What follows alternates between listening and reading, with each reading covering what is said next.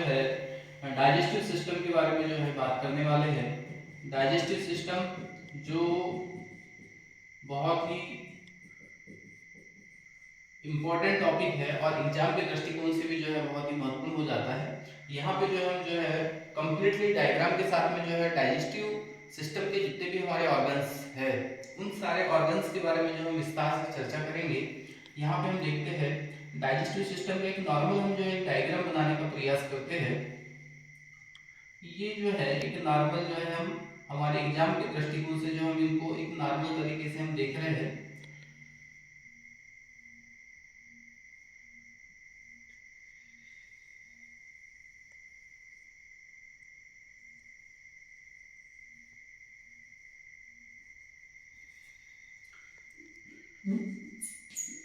देखिए सबसे ऊपर वाला ये वाला जो भाग है इसे कहा जाता है नेजल केविटी। Nasal cavity. ये वाला जो भाग है इस भाग को कहा जाता है बक्कल केविटी। यहीं पे जो है आपको एक ग्लैंड दिखाई देता है, इस ग्लैंड का नाम है सलेवरी ग्लैंड।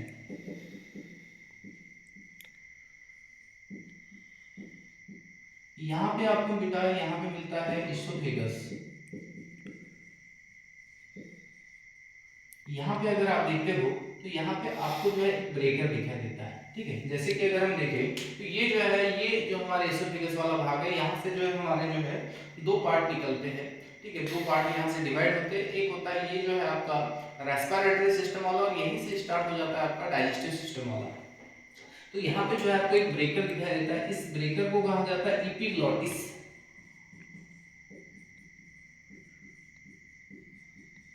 एपिग्लॉटिस। ये वाला जो भाग है इसे कहा जाता है विंड पाइप। क्या कहा जाता है इसको? Wind pipe. इसके आगे अगर हम देखते हैं तो यहाँ पे आपको मिलता है ये जो आपको दिखाई दे रहा है इसे कहा जाता है स्टमक। स्टमक। इसके अगर इधर हम यहाँ समझने के दृष्टिकोण से अगर देखें तो हम यहाँ पे एक ऑर्गन को लेके चलते हैं, उस ऑर्गन का नाम है लीवर। इधर एक ऑर्गन को लेके चलते हैं, इसका नाम है पेनक्रियास।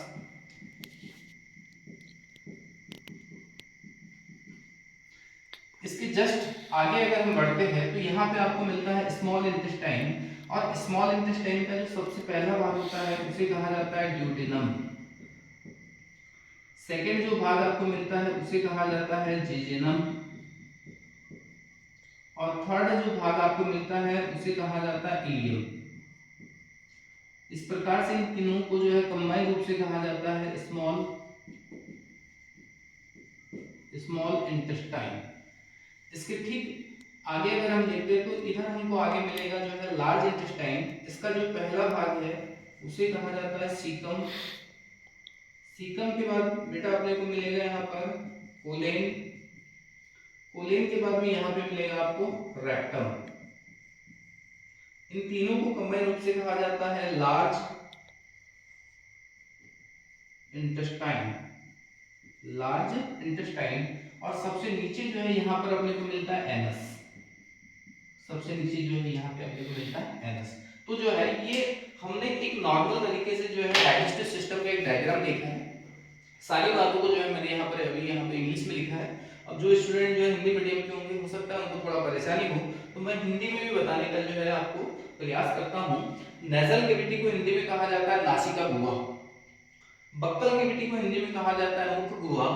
स्लैवरी ग्लैंड इसे कहा जाता है लार ग्रंथि। ईसोफेगस इसे कहा जाता है आहार नाल।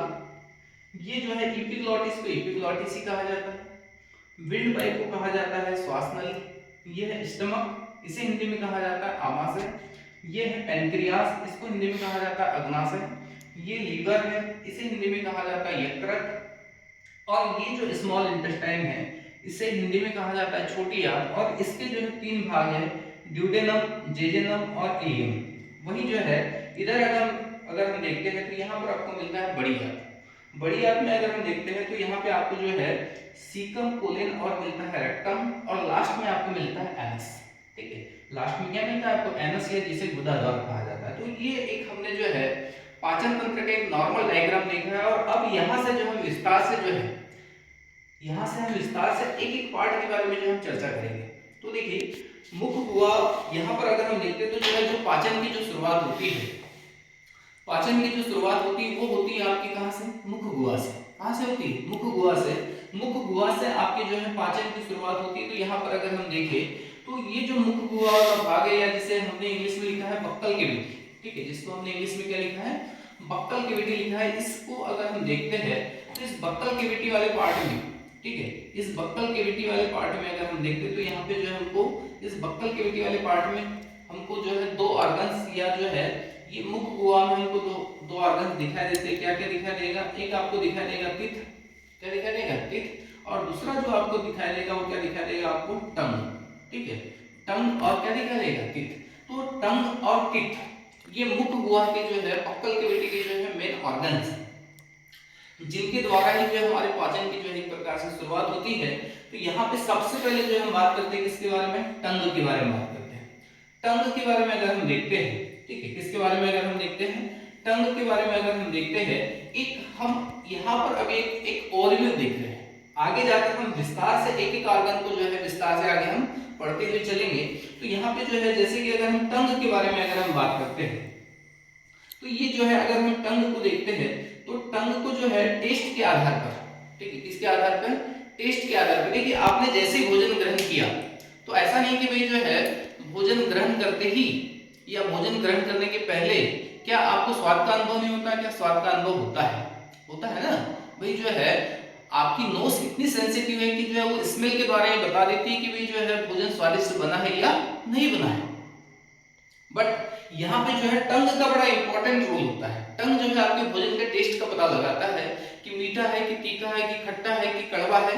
ये जो है ये जो चार प्रकार के जो टेस्ट है ये टेस्ट का पता लगाने का काम करता है कौन, आपका टंग। तो टंग का जो सबसे फ्रंट वाला भाग होता है यहाँ से आपको मीठे स्वाद का अनुभव होता है। इसके ठीक जस्ट बाद वाले भाग से अगर हम देखते हैं तो यहाँ से नमकीन स्वाद का अनुभव होता है। इसके जस्ट बाद वाले भाग से अगर हम देखते हैं तो यहाँ से अपने को खट्टे स्वाद का अनुभव होता है। और साथ में सबसे लास्ट वाले भाग से अगर हम देखते हैं तो यहाँ से जो है कड़वे स्वाद का अनुभव होता है। तो इस प्रकार से अगर हम देखते हैं तो जो है आपने जो भोजन ग्रहण किया है उसके स्वाद का लगभग 70% जो है नोज स्मेल के द्वारा बता देता है। बाकी 30% का जो वर्क है वो करता है कौन, आपका टंग। तो भोजन के टेस्ट का पता लगाने में जो है महत्वपूर्ण भूमिका जो निभाने का काम करता है कौन करता है, टंग करता है। देखिए टंग जो है केवल ऐसा नहीं कि केवल जो है भोजन के टेस्ट का ही पता लगाता है, टंग आपके बोलने में भी सहायक होता है। भाई आपने तो पढ़ा होगा छोटी क्लासेस में कि भाई जो है जो आवाज बनती है, जो वॉइस बनती है वो कहाँ पर बनती है, आपके लैरिंग्स में बनती है। कहाँ पे बनती है, लैरिंग्स में जो है आपका जो है वॉइस बनता है। बट उस वॉइस को जो है उस शब्द को जो है आकार देने का काम कौन करता है, आपका टंग। तो टंग जो है भोजन के स्वाद का पता लगाने के साथ साथ आपके शब्दों को आकार देने का भी काम करता है कौन, आपका टंग। तो ये जो टंग है, टंग में जो हमने देखा कि भाई जो है कितने प्रकार के टेस्ट का पता चलता है, चार, मीठे, नमकीन, खट्टे और कड़वे। अब जस्ट इसके आगे और अगर हम देखते हैं तो ये जो बक्कल कैविटी है, ये जो बक्कल कैविटी है, इस बक्कल कैविटी में अगर हम देखते हैं तो बक्कल कैविटी में आगे जो है आपको यहाँ क्या मिलेगा, तो बक्कल कैविटी में जैसे कि मैंने आपको बताया कि भाई टंग के साथ साथ यहाँ पर क्या दिखाई देता है, टीथ, ठीक है। यहाँ पर अगर हम टीथ को अगर हम देखते हैं, ठीक है, टीथ को अगर हम देखते हैं तो जो है दांत बेटा जो है कितने प्रकार के आपको दिखाई देंगे, चार प्रकार के। कौन कौन से, तो एक होता है आपका इंसिजर, दूसरा जो प्रकार मिलता है वो मिलता है आपको कैनाइन, तीसरा जो प्रकार मिलता है वो मिलता है आपको प्रीमोलर, और चौथा जो प्रकार मिलता है वो क्या मिलता है आपको, मोलर। तो ऐसे दांत के आपको कितने प्रकार दिखाई देते हैं, चार, ठीक है। कौन कौन से, इंसिजर है, कैनाइन है, प्रीमोलर है, मोलर है। अब इनका हिंदी में जो नाम की बात जो है, कई सारे बच्चे जो है हिंदी में नाम के लिए जो है परेशान होते हैं। जितना हो सकता है आप साइंस को अंग्रेजी में ही, इंग्लिश में ही याद रखेंगे तो काफी बेस्ट होगा। पढ़ने समझने के दृष्टिकोण से, याद रखने के दृष्टिकोण से इंग्लिश के जो नाम है वो इजी जाते हैं। तो हम जो है दांत के जो है जो चारों नाम है वो इंग्लिश में ही याद रखने का प्रयास करेंगे, इंसिजर, कैनाइन, प्रीमोलर और मोलर। अब बात आती है कि भाई जो है इनकी पोजीशन कहाँ है, तो इनकी पोजीशन कहाँ है अगर हम देखेंगे तो जो है अगर हम गौर से अगर हम देखते हैं तो यहाँ पे अगर हम गौर से अगर हम देखेंगे तो जो है आपको दिखाई देगा कि जो सबसे सामने के जो चार दांत होते हैं ये जो सबसे सामने की चार दांत होते हैं बेटा, ये क्या होते हैं? ये होते हैं आपके इंसीजर। अब बात आती है कि इंसीजर का काम क्या होता है, तो इंसीजर का काम होता है काटने का। इसका काम क्या होता है? काटने का। सेकंड अगर हम देखेंगे तो जो है सेकंड आप देखिए दोनों साइड में जो है आपको जो है नुकीला दांत दिखाई देगा। तो ये जो केनाइन होता है ये दोनों साइड में एक एक जो है केनाइन होता है, और ये जो केनाइन होता है इसका काम होता है काटने का, ठीक है, इसका काम होता है खींचने का, ठीक है, इसका काम क्या होता है? खींचने का। और ये जो प्रीमोलर और मोलर होता है इसका काम होता है चबाने का, इसका काम क्या होता है? चबाने का। अब यहाँ पर अगर हम देखते हैं तो देखो सबसे सामने की चार दांत क्या हो गए? इंसिजन, एक एक क्या हुआ? केनाइन। इसके आगे अगर हम देखते हैं तो इसके आगे जो है दो प्रीमोलर इधर आपको मिलेंगे और दो प्रीमोलर इधर आपको मिलेंगे। फिर जस्ट और आगे अगर हम देखेंगे तो इधर तीन मोलर आपको मिलेंगे और इधर तीन मोलर आपको दिखाई देंगे, जिसमें से सबसे सामने की जो चार दांत है क्या है? इंसिजर है, एक एक क्या है आपका? केनाइन है, दो दो क्या है आपके? प्रीमोलर है, और तीन तीन क्या है आपके? मोलर है। इसमें से जो ये जो लास्ट वाला मोलर होता है, ये जो सबसे लास्ट वाला जो मोलर होता है इसे विजडम टीथ कहा जाता है। क्या कहा जाता है इसको? विजडम टीथ कहा जाता है। कहने का मतलब है कि इसको अक्ल की दाढ़ कहा जाता है। ऐसा कहा जाता है कि भाई जो लगभग 18 वर्ष के बाद जो है ये टीथ निकलता है। मैंने आपको बताया कि जो है सबसे सामने की जो चार दांत है इसका काम क्या होता है? काटने का। केनाइन का काम क्या होता है? खींचने का। और प्रीमोलर और मोलर का काम क्या होता है? चबाने का। ठीक, तो आपने जो है भोजन को क्या करते हो? काटते हो, खींचते हो और क्या करते हो? चबाते हो। अब इसी की बेस पर अब देखिए यहाँ पे देखिए ये चार और ये दो कितना हुआ? 6। इधर दो प्रीमोलर इधर दो प्रीमोलर कितने हो गए? 10। इधर 3 और इधर 3 मोलर कितने हो गए? 6। 6 और 10 कितना हो गया? 16। 16 दांत नीचे और 16 दांत ऊपर। तो एक वयस्क का जो टीथ का जो फार्मूला बनता है, तो देखो यहीं पे हम जो है एक फार्मूला जो टीथ का फार्मूला जो काफी सारे कंपटीशन के एग्जाम में जो है आपसे पूछा जाता है, चाहे आपके वनडे एग्जाम हो या चाहे जो है आपकी ऑल इंडिया या जो है आपकी जो सेंट्रल गवर्नमेंट की जो एग्जाम्स होती है उन सभी एग्जामों में जो है टीथ के फार्मूले भी जो है आपसे समय समय पे पूछे जाते हैं। यहाँ पर अगर हम देखते हैं तो जो है 18 वर्ष की आयु के ऊपर के लोगों का फार्मूला, टीथ फार्मूला, इसमें अगर हम देखते तो देखो जैसे कि मैंने आपको बताया कि इंसिजर जो है आपके कितने हैं? 4। तो आपने यहाँ पे लिखा इंसिजर 2/2। यहाँ पे मैंने बताया कि केनाइन इधर एक है इधर एक है, तो यहाँ पर आपने लिखा केनाइन 1/1। इधर आपने देखा कि इधर दो प्रीमोलर है इधर दो प्रीमोलर है, तो यहाँ पे आपने लिखा प्रीमोलर 2/2। अब देखो इधर 3 मोलर है इधर 3 मोलर है, तो यहाँ पर आपने लिखा मोलर 3/3। तो देखिए अब ये फार्मूला निकल कर आया। यहाँ पर क्या बना फार्मूला? फार्मूला बना 2123 अपॉन 2123। ठीक है, अब इसको अगर हम टोटल करते हैं तो देखिए 2 और 1 3, 3 और 2 5, 5 और 3 8, 8 और नीचे भी कितना हुआ? 8, 8 और 8 कितना हुआ? 16, और 16 मल्टीप्लाई कितना करेंगे अपन? 2, तो कितना निकल कर आ जाएगा? 30। तो ये जो है एक वयस्क व्यक्ति का जो है दांत का फार्मूला है। अब वैसे ही अगर हम देखते हैं तो वैसे ही आगे अगर हम देखते हैं इसमें, तो आगे अगर हम इसी में देखते हैं कि भाई जो है 16 वर्ष की आयु में जो है टीथ का फार्मूला क्या होगा? ठीक है, 16 वर्ष की आयु में यानी किशोर अवस्था में टीथ का फार्मूला क्या होगा? तो 16 वर्ष की आयु में जो है टीथ का फार्मूला जो होता है 16 वर्ष की आयु में टीथ फार्मूला, टीथ फार्मूला क्या बनेगा? तो देखो मैंने आपको बोला कि भाई ये जो सबसे लास्ट वाला जो मोलर है, ठीक है, ये जीवन में एक ही बार निकलता है, ठीक है, और ये 18 वर्ष की बाद निकलता है। तो फार्मूला क्या बनेगा आपका? ये फार्मूला बनेगा बेटा 2122। क्या बनेगा? 2122। तो टोटल करके देखिए कितना होगा? 2 2 4, 4 2 6 और एक कितना हो गया? 7 + 7 बराबर कितना हो गया? 14। 14 × 2 बराबर कितना हो जाएगा? 28। ठीक है, तो 16 वर्ष की आयु में जो है जो टोटल जो दांतों की जो संख्या होती है कितनी होती है? 28 होती है। अब वैसे ही जो है अगर हम देखते हैं यहाँ पर ठीक है। वैसे ही जो है हम आगे अगर हम देखते हैं, इसमें आगे हम देखते हैं कि भाई जो है ऐसे दांत या मिल्क टीथ का फार्मूला क्या होता है। ठीक है, तो मिल्क टीथ का अगर हम फार्मूला देखते हैं तो मिल्क टीथ का जो फार्मूला बनेगा वो क्या बनता है, तो मिल्क टीथ का फार्मूला बनता है 2102। ठीक है, क्या बनता है फार्मूला 2102 अपॉन 2102। तो जो है कितना हो गया, 2 और 1 3, 3 और 2 5। ठीक है, तो ये 5 प्लस 5 बराबर कितना हो गया 10। 10 मल्टीप्लाई 2 बराबर कितना हो गया 20।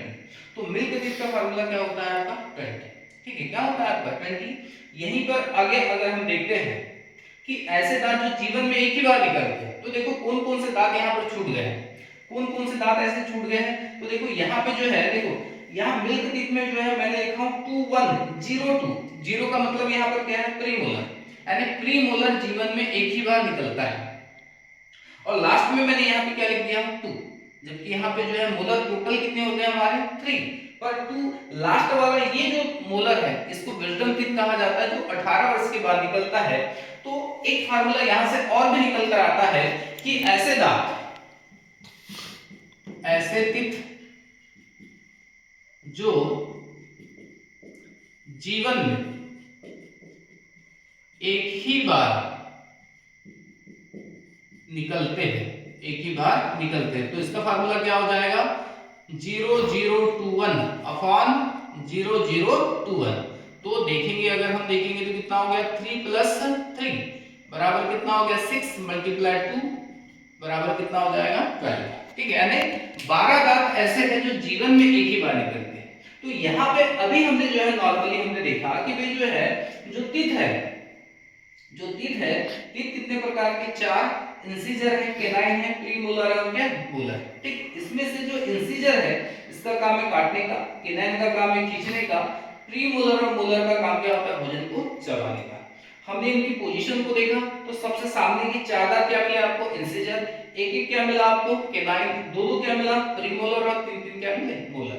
जिसमें से सबसे लास्ट वाले जो मोलर है इसको हमने क्या कहा विजडम टीथ कहा। 18 वर्ष की आयु के ऊपर के जो है टीथ का फार्मूला क्या निकल कर आया 2123 अपॉन 2123। ठीक है, इसको हमने जो है ऐड करके जो है मल्टीप्लाई की तो जो है टोटल टीथ की संख्या कितनी आई 32। हमने आगे देखा कि 16 वर्ष की आयु में जो है टीथ का फार्मूला क्या निकल कर आता है 2122 2122। तो इसको हमने जो है ऐड किया तो कितना हुआ 14 मल्टीप्लाई 2 किए तो कितना आया 28। यानी 16 वर्ष की आयु में जो है टोटल जो दांतों की संख्या होती कितनी होती है 28। आगे हमने देखा मिल्क टीथ का फार्मूला क्या होता है तो 2102 ठीक है, इसमें हमने टोटल टीथ की संख्या देखा कितना आया 20। और ऐसे दांत जो जीवन में एक ही बार निकलते हैं तो इसको मैंने आपको बताया कि वे जो है इंसिजर और केनाइन। ठीक है, ये जीवन में 2 बार निकलते हैं, पर जो प्रीमोलर होता है वो जीवन में एक ही बार निकलता है, और ये जो सबसे लास्ट वाला मोलर होता है ये भी जीवन में एक ही बार निकलता है। तो ऐसे दांत जो जीवन में एक ही बार निकलते हैं, ऐसे दांतों की संख्या टोटल कितनी होती है 12। ठीक है, टोटल कितनी होती है 12। अब इसी में हम आगे बढ़ते हैं, तो अब आगे जो है जब हम इसको विस्तार से और आगे हम देखेंगे तो हम देखेंगे टीथ का फार्मूला। ठीक है, टीथ का स्ट्रक्चर देखेंगे। टीथ के स्ट्रक्चर में जो है आपको सबसे ऊपर जो है क्राउन मिलेगा, फिर इनेमल मिलेगा, फिर डेंटाइन मिलेगा, फिर पल्प कैविटी मिलेगा, फिर गम्स मिलेगा। तो हम इसको जो है आगे हम थोड़ा विस्तार से और भी आगे पढ़ेंगे। तो अभी जो है अभी आपने क्या किया कि भाई अभी आपने नॉर्मली जो है भोजन ग्रहण किया। जैसे ही आपने भोजन ग्रहण किया वैसे क्या हुआ, तो वैसे हुआ ये कि भाई जो है आपकी जो सलेवरी ग्लैंड है इसको हम मिटा रहे हैं। आगे और इसको विस्तार से बताएंगे आपको। अभी आपको जो है केवल और केवल एक ओवरव्यू बता रहे हैं कि भाई जो है क्या क्या हो रहा है, क्या क्या है इसमें, इस प्रकार से जो है हमारा सिस्टम वर्क करता है।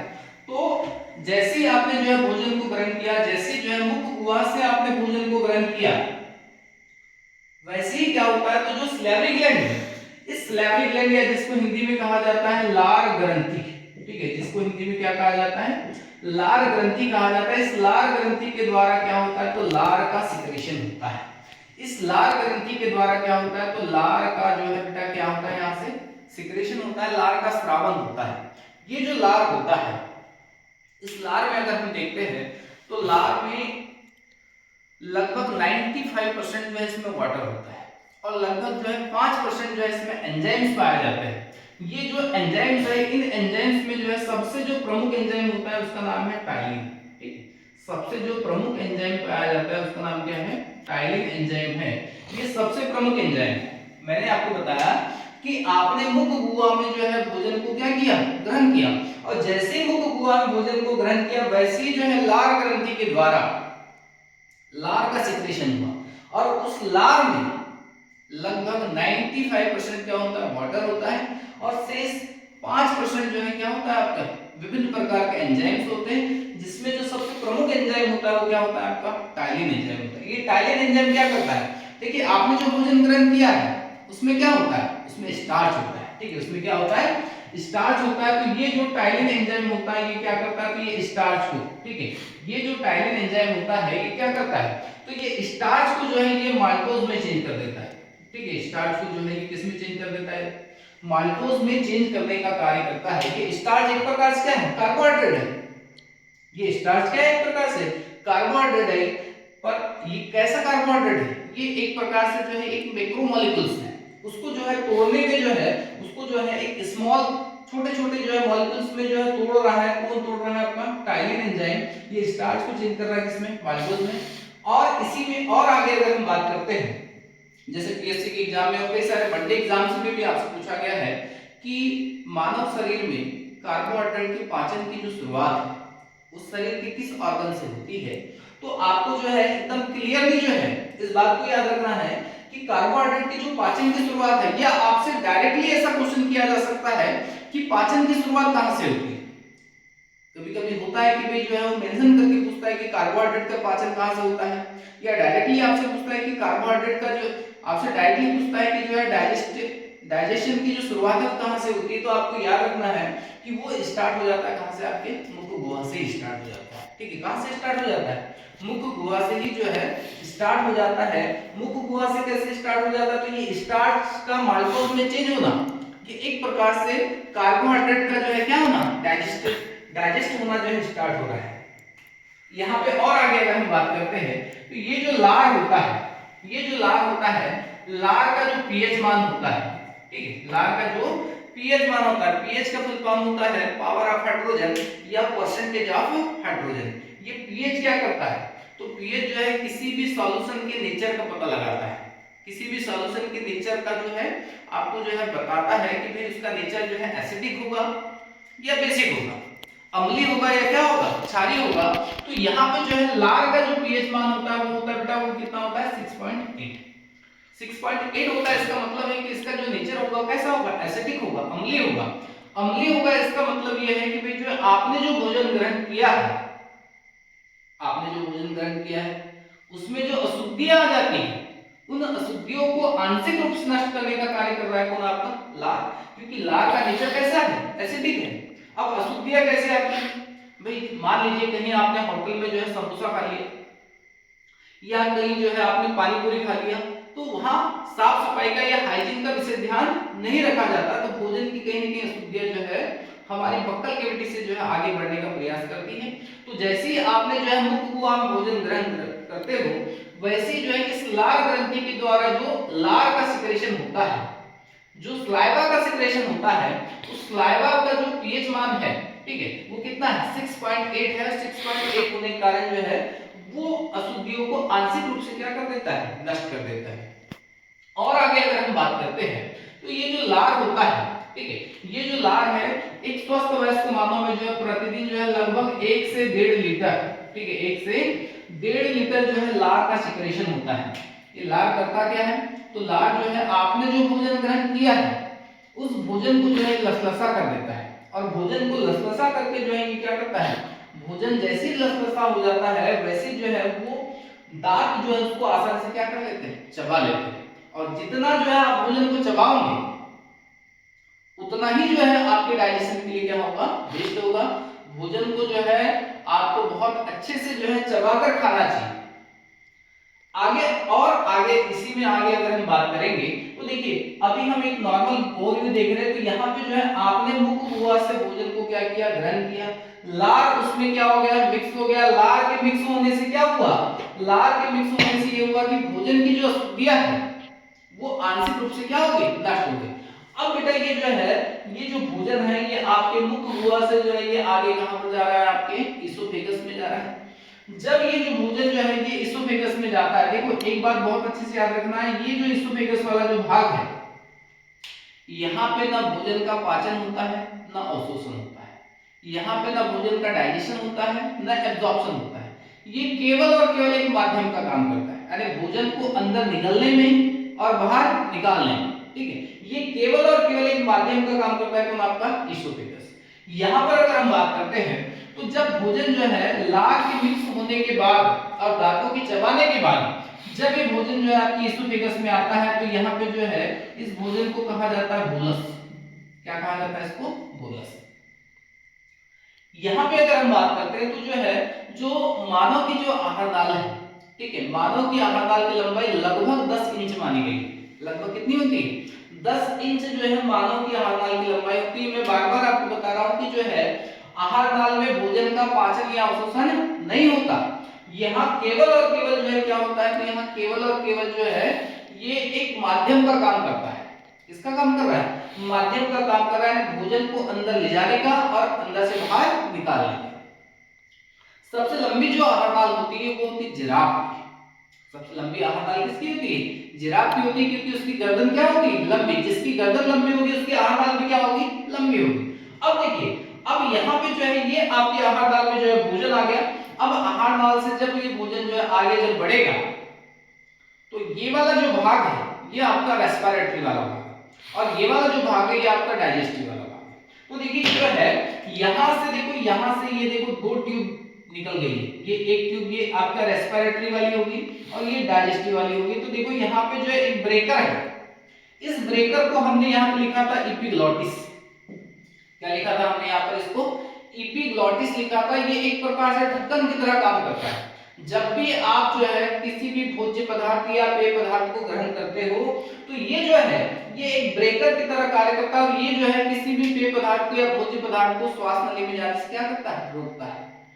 आपको जो है आपने सुना होगा आपके घर में जो है बड़े बूढ़े जो है अक्सर आपको को बोलते हैं कि भाई खाना खाने के वक्त किसी से बात नहीं करना है। ऐसा क्यों, ऐसा इसलिए क्योंकि अगर हम खाना खाने के वक्त बात करते हैं, देखो बात कर रहे हैं, आपने महसूस किया होगा कि जब आप बात कर रहे हो तो एयर क्या हो रही है, बाहर निकल रही है।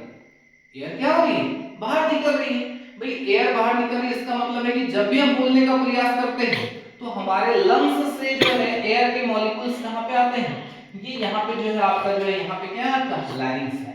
यहाँ पे क्या है, आपका लैरिंक्स है। लैरिंक्स में आके वो जो एयर के मॉलिक्यूल्स होते हैं वो आपस में क्या होते हैं, टकराते हैं और आपस में टकराने से क्या होता है, वाइब्रेशन होता है और वाइब्रेशन से जो है किसका निर्माण होता है, वॉइस का। इसलिए जो है आगे आपको पढ़ने मिलेगा कि जो लैरिंक्स होता है इस लैरिंक्स को जो है क्या कहा जाता है, इसको वॉइस बॉक्स कहा जाता है। तो मैं आपको ये बताना चाह रहा था कि खाना खाने के वक्त या पानी पीने के वक्त हमको किसी से बातचीत नहीं करना है। ऐसा इसलिए क्योंकि जो है हम खाना खाने के वक्त बात करते हैं तो कहीं ना कहीं जो ये जो एपिग्लॉटिस वाला जो भाग है ये ओपन हो जाता है और ओपन होने से क्या होगा कि भाई जो आपकी जो वाटर के मॉलिक्यूल्स हैं या जो भोजन के जो कण हैं वो कहां पे जा सकते हैं, आपके रेस्पिरेटरी सिस्टम में जा सकते हैं, जिसके कारण आपको जो है हिचकियां आती है।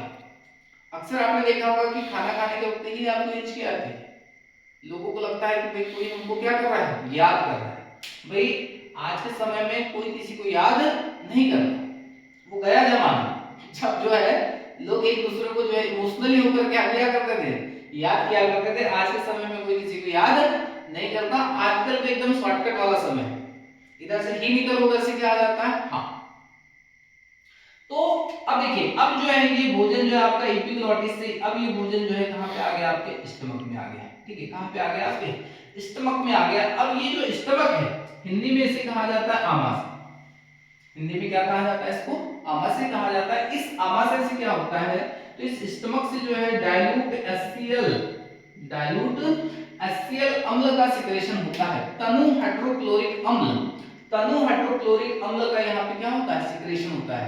ये जो तनु हाइड्रोक्लोरिक अम्ल होता है ये क्या करता है, तो जो भोजन में जो अशुद्धियां जिनको जो है लार के द्वारा नष्ट नहीं किया जा सका, उन अशुद्धियों को जो है कंप्लीटली रूप से नष्ट करने का कार्य करता है कौन? आपका डाइल्यूट एचसीएल एसिड। ठीक है, ये जो है तनु हाइड्रोक्लोरिक जो अम्ल होता है, भोजन की जिन अशुद्धियों को लार के द्वारा नष्ट नहीं किया जा सका, उन अशुद्धियों को नष्ट करने का कार्य करता है कौन? आपका डाइल्यूट एचसीएल।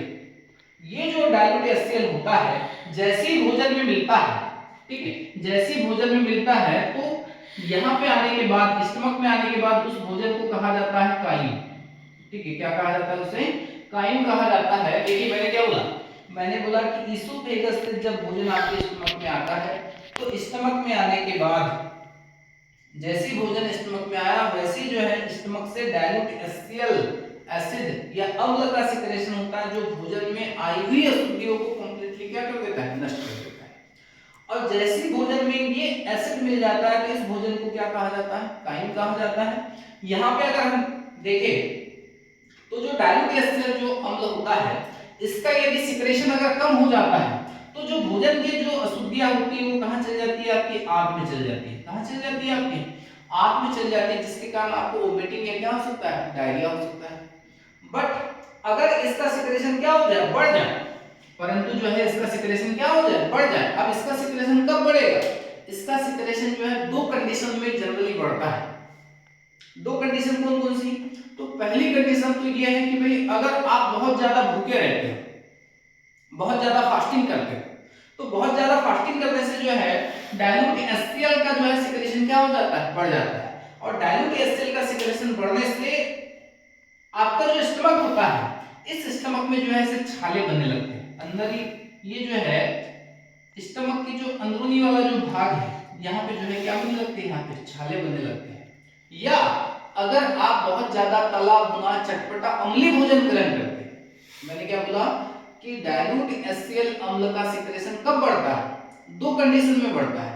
पहली कंडीशन ये है कि अगर आप बहुत ज्यादा फास्टिंग करते हैं, यानी बहुत ज्यादा भूखे रहते हैं। और दूसरी कंडीशन ये है कि अगर जो है आप बहुत ज्यादा तला भुना चटपटा अम्लीय भोजन ग्रहण करते हो, तो भी जो है आपका डाइल्यूट एचसीएल का सिक्रेशन क्या हो जाता है? बढ़ जाता है। और ये डाइल्यूट एचसीएल का सिक्रेशन बढ़ने से आपके स्टमक की अंदरूनी सतह पर छोटे छोटे छाले बनने लगते हैं, और इन्हीं छालों को कहा जाता है अल्सर। इन्हीं छालों को क्या कहा जाता है? अल्सर। समझ रहे हो बातों को? मैंने बोला कि भाई ये जो स्टमक है, इस स्टमक से डाइल्यूट एचसीएल का सिक्रेशन हो रहा है। ये डाइल्यूट एचसीएल जो होता है, ये क्या करता है? भोजन की अशुद्धियों को कंप्लीटली क्या करता है? नष्ट करता है। जब ये भोजन में मिलता है तो इसे क्या कहा जाता है? काइम कहा जाता है। इसी में मैंने आपको बताया कि इस अम्ल का सिक्रेशन अगर कम होता है, तो भोजन की अशुद्धियां आपकी आंत में चल जाती है, जिसके कारण आपको वोमिटिंग या क्या होता है? डायरिया होता है। वही यदि इसका सिक्रेशन बढ़ जाए, और जनरली इसका सिक्रेशन जो है दो कंडीशन में बढ़ता है। यदि आप बहुत ज्यादा फास्टिंग करते हैं, या यदि आप जो है बहुत ज्यादा जो है तला भुना चटपटा अम्लीय भोजन ग्रहण करते हैं, तो जो है आपके स्टमक में जो है डाइल्यूट एचसीएल का सिक्रेशन क्या हो जाता है? बढ़ जाता है, जिसके कारण क्या होगा? तो आपके स्टमक की इनर लेयर में छोटे छोटे छाले बन जाएंगे, और छालों को ही कहा जाता है क्या? अल्सर। इसमें और आगे अगर हम बात करते हैं, तो ये जो स्टमक होता है, ये जो आपका जो स्टमक वाला जो भाग होता है, इस स्टमक वाले भाग में अगर हम देखते हैं, तो जो है यहाँ पे इस स्टमक वाले भाग से जो है यहाँ से गैस्ट्रिक जूस का सिक्रेशन होता है। ठीक है, यहाँ से किसका सिक्रेशन होता है? यहाँ से जो है गैस्ट्रिक जूस, हिंदी में इसे कहा जाता है जठर रस। हिंदी में क्या कहा जाता है? इसको जठर रस कहा जाता है। ये जो है, ये जो गैस्ट्रिक जूस होता है, इससे जो है 3 एंजाइम का सिक्रेशन होता है। कितने एंजाइम का? 3 एंजाइम कौन कौन से? तो पहला जो एंजाइम आपको मिलता है वो मिलता है आपको पेप्सिन। दूसरा जो एंजाइम यहाँ पर आपको मिलता है वो मिलता है आपको रेनिन। तीसरा जो एंजाइम आपको मिलता है वो मिलता है लाइपेज। मैंने क्या बताया आपको? मैंने आपको बताया कि ये जो स्टमक होता है, इस स्टमक से जो है गैस्ट्रिक जूस, हिंदी में कहा जाता है जठर रस का जो है सिक्रेशन होता है, जिसमें जो है 3 एंजाइम होते हैं, पेप्सिन, रेनिन और क्या होता है? लाइपेज। यहाँ पे अगर हम देखते हैं, तो ये जो पेप्सिन होता है, ये पेप्सिन क्या करता है? तो ये जो है ये प्रोटीन को, ठीक है, ये जो है प्रोटीन को जो है पॉलीपेप्टाइड में चेंज कर देता है। ठीक है, ये प्रोटीन को जो है चेंज कर देता है किसमें? पॉलीपेप्टाइड में। वहीं ये जो रेनिन है, ये जो रेनिन है, ये रेनिन क्या कर रहा है, तो ये जो है ये मिल्क को, ठीक है, किसको, मिल्क को जो है ये चेंज कर देता है किसमें, कर्ड में, ठीक है, मिल्क को कर्ड में चेंज करने का कार्य करता है कौन, आपका रेनिन। ये जो रेनिन जो एंजाइम होता है, इसका सेक्रेशन 0 से 5 वर्ष के बच्चों में जो है अधिक होता है, जो उम्र बढ़ने के साथ साथ क्या लगता है, कम होने लगता है। यही कारण है कि भाई जो है आपने देखा होगा कि जो है छोटे बच्चे जो है मिल्क को आसानी से जो है डाइजेस्ट कर लेते हैं, जबकि जो है जो एक वयस्क व्यक्ति होता है या जो है जो बड़े व्यक्ति होते हैं, जो उम्र में बड़े व्यक्ति होते हैं, वो दूध को आसानी से डाइजेस्ट नहीं कर पाते। तो यहाँ पे ये याद रखने वाली बात है कि ये जो रेनिन एंजाइम होता है, इसका जो सिक्रेशन है उम्र बढ़ने के साथ साथ क्या होता है, कम होने लगता है। ये रेनिन एंजाइम जो है मिल्क को कर्ड में, दूध को दही में चेंज करने का कार्य करता है। वहीं जो लाइपेज होता है, लाइपेज क्या करता है, तो ये वसा के अणु को छोटे छोटे भागों में क्या कर देता है, तोड़ देता है। छोटे छोटे भागों में जो है तोड़ने में जो है सहायक होता है, फैट को डाइजेस्ट करने में क्या होता है, सहायक होता है। तो हमने यहाँ पे देखा कि भाई जो ये स्टमक है, इस स्टमक से जो है गैस्ट्रिक जूस का सिक्रेशन हो रहा है, जिसमें जो है अगर हम देखते तो जो है 3 एंजाइम है, पेप्सिन है, रेनिन है और क्या है, लाइपेज है। जिसमें जो पेप्सिन होता है ये प्रोटीन को पॉलीपेप्टाइड में, जो रेनिन होता है वो मिल्क को कर्ड में, इसका सिक्रेशन 0 से 5 वर्ष के बच्चों में अधिक होता है, जो उम्र बढ़ने के साथ साथ क्या होता है, कम होने लगता है। और इसके बाद में जो लाइपेज होता है, ये फैट को जो है डाइजेस्ट करने में क्या होता है, सहायक होता है। अब देखिए, अब जो है ये जो भोज्य पदार्थ है, ये आपके स्टमक से जो है, स्टमक से ये कहां पे जाएगा, तो ये जाता है आपका जो है आंत में। कहां पे जाता है, आंत में। आंत में अगर हम देखते तो जो है आंत का एक जो लंबाई है लगभग जो है 32 फीट के आसपास अराउंड जो है माना गया है। यहाँ पे अगर हम देखेंगे तो जो आंत है, आंत में जो भोजन का पाचन और क्या होता है, अवशोषण होता है, यानी जो भोजन का जो डाइजेशन की जो प्रोसेस है और जो एब्जॉर्प्शन की जो प्रोसेस है, वो कंप्लीटली जो है प्रोसेस कंप्लीट होता है कहां पर, आपके आंत में। हमारे शरीर में, ह्यूमन बॉडी में जो है आंत के जो है 2 टाइप्स दिए गए, एक है स्मॉल इंटेस्टाइन और एक है आपका लार्ज इंटेस्टाइन। एक है आपका स्मॉल इंटेस्टाइन और दूसरा क्या मिलता है आपको, लार्ज इंटेस्टाइन मिलता है। यहाँ पर अगर हम देखेंगे तो जो स्मॉल इंटेस्टाइन है, ये भोजन के डाइजेशन और एब्जॉर्प्शन में महत्वपूर्ण भूमिका निभाता है। ये जो है, ये जो स्मॉल इंटेस्टाइन होता है, ये भोजन के पाचन और अवशोषण में जो है महत्वपूर्ण भूमिका निभाता है। यहाँ पर अगर हम देखते हैं तो स्मॉल इंटेस्टाइन के 3 भाग हैं। पहला भाग है ड्यूडेनम, दूसरा भाग है जेजेनम और तीसरा भाग है यहाँ पर इलियम। ड्यूडेनम, जेजेनम और क्या है, इलियम। ड्यूडेनम में अगर हम देखते हैं तो ये स्मॉल इंटेस्टाइन का सबसे छोटा भाग होता है, परंतु जो है भोजन का जो पाचन है वो प्रमुख रूप से कहां पर होता है, ड्यूडेनम में होता है। ठीक है, कहां पे होता है, ड्यूडेनम में जो है भोजन का जो है प्रमुख रूप से जो है यहाँ पे क्या होता है, डाइजेशन का वर्क होता है। वही ये जो जेजेनम होता है, यहाँ पे जो है कौन सा वर्क हो रहा है प्रमुख रूप से, तो यहाँ पे प्रमुख रूप से जो है पाचन का काम हो रहा है। जेजेनम में जो है प्रमुख रूप से क्या होता है, तो यहाँ पे जो है प्रमुख रूप से अवशोषण का काम होता है। और ये जो इलियम होता है, यहाँ पर क्या होता है, तो जिस भोजन का पाचन ड्यूडेनम में नहीं हुआ है या जिसका अवशोषण जेजेनम में नहीं हुआ है, उसका पाचन और अवशोषण का जो है काम होता है कहां पर, इलियम। वही आगे अगर हम बात करते हैं तो ये जो है इधर आपको जो है लार्ज इंटेस्टाइन मिलता है, इसके 3 भाग मिलते हैं, मैंने इसके पहले भी आपको बताया था। ठीक है, 3 भाग कौन कौन से, तो एक आपको मिलता है सीकम, ठीक है, एक क्या मिलता है आपको, सीकम। सीकम के बाद में आपको क्या मिलेगा, कोलेन, और कोलेन के बाद में क्या मिलेगा आपको, रेक्टम। ठीक है, क्या मिलता है आपको, रेक्टम।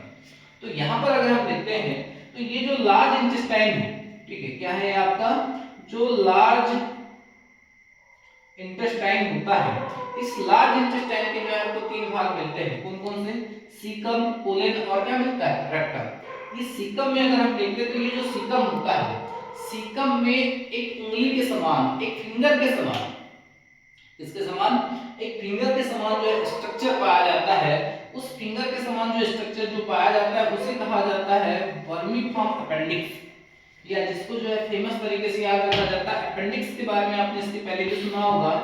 ये जो अपेंडिक्स होता है, इस अपेंडिक्स का जो स्ट्रक्चर होता है किसके समान होता है, फिंगर के समान होता है। और ये आपको कहां पर मिलता है, सीकम वाले भाग में मिलता है। ये मानव शरीर का एक अवशेषीय अंग है। ठीक है, मानव शरीर का एक कैसा अंग है, ये अवशेषीय अंग है। अवशेषीय अंग इन द सेंस ये है कि भाई जो है इसका वर्तमान में हमारे शरीर में कोई काम नहीं है, ठीक है, पहले जब मानव का शुरुआती जीवन था, खानाबदोश जीवन था, शुरुआत में जो मानव जो शाकाहारी था, शुरुआती जो मानव था वो कैसा था, शाकाहारी था। शाकाहारी से क्या हुआ, मांसाहारी हुआ। मांसाहारी के बाद क्या हुआ, सर्वाहारी। यानी शुरुआती मानव का जो जीवन है कैसा रहा है, शाकाहारी रहा है। पहले उसने जो है कंद मूल और जो है फूल पत्तियों को खाया, और उसके बाद में जो है धीरे धीरे जो है उसने जैसे जैसे धातुओं की जो है खोज किया, जैसे जैसे जो उसने आगे जाकर जो है औजार बनाने का प्रयास किया, वैसे वैसे उसने जो है शिकार करके मांस खाना प्रारंभ किया। तो जो है यहाँ पर अगर हम देखते हैं तो शुरुआत में जो है मानव शरीर में सेलुलोज का डाइजेशन होता था, और वो कहाँ पर होता था, अपेंडिक्स में होता था। समय के साथ साथ मानव ने जो है आग की खोज किया, और आग की खोज करने के साथ ही भोजन को पकाकर खाना प्रारंभ किया। और जब भोजन को पकाया जाता है तो सेलुलोज की मात्रा जो है लगभग जो है नष्ट हो जाती है, कुछ मात्रा में ही बची रहती है। तो आज वर्तमान में जो है अगर हम देखते हैं तो मानव शरीर में सेलुलोज का डाइजेशन नहीं होता। डाइजेशन नहीं होता, इसका मतलब ये है कि जो अपेंडिक्स है ये मानव शरीर का कैसा अंग बन के रह गया है, एक अवशेषी अंग बन के रह गया है। यहाँ पर अगर हम बात करते हैं सेकंड कोलेन के बारे में, किसके बारे में बात करते हैं, कोलेन के बारे में अगर हम बात करते हैं तो यहाँ जो है